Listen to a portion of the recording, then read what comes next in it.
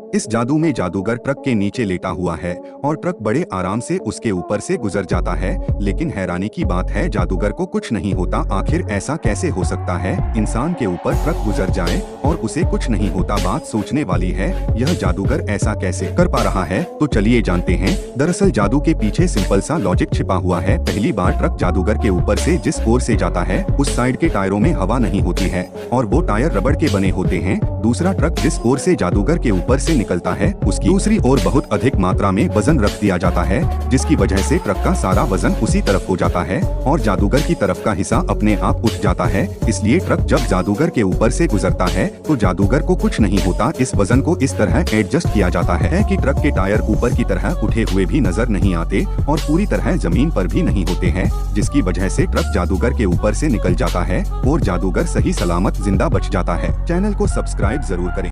क्या आपने सबसे बड़े मुंह वाले आदमी को देखा है? नहीं तो चलिए हम बताते हैं। फ्रांसिस्को नाम के इस व्यक्ति का मुंह इतना बड़ा है, यह अपने मुंह में एक कोका कोला की एक कैन तक रख सकता है। 2 साल पहले फ्रांसिस्को अपने माउंट स्टंट की वीडियो की वजह से इतने वायरल हो गए कि इन्हें हर कोई जानने लगा। इनके इतने बड़े मुंह की वजह से इनका नाम Guinness book of world record में भी दर्ज हो गया। इस व्यक्ति से संबंधित सभी बातों को सही करने के लिए इन्होंने इटली के सबसे बड़े फेस्टिवल में हिस्सा लिया। उस फेस्टिवल में इन्होंने अपने मुंह के कर्तव्य दिखाकर सबको हैरान कर दिया। इनका नाम फ्रांसिस्को तो है ही, लेकिन इन्हें चिकानो कहकर भी बुलाया जाता है। अगर वीडियो पसंद आई हो तो चैनल को सब्सक्राइब जरूर करें।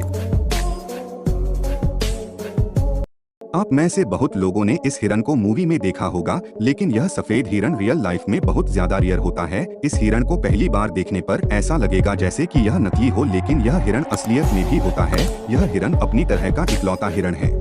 शरीर में होने वाले प्रीटी रिदम की वजह से इनका रंग सफेद हो जाता है। इस सफेद हिरन का इतना शिकार किया गया है कि यह अब 300 ही बचे हैं। यह 300 के 300 न्यूयॉर्क के सेंट कार्डिफ बॉर्डर के पास रहते हैं। इनकी सुरक्षा के लिए सैनिकों को भी तैनात किए गए हैं, जिससे कि इन हिरनों का कोई शिकार नहीं कर पाए और ये हिरन यहाँ रहकर अपनी प्रजाति बढ़ा सके। साइंटिस्ट के अनुसार 20,000 हिरनों में से एक व्हाइट डियर जन्म लेता है। अगर वीडियो पसंद आई हो तो चैनल को सब्सक्राइब जरूर करें।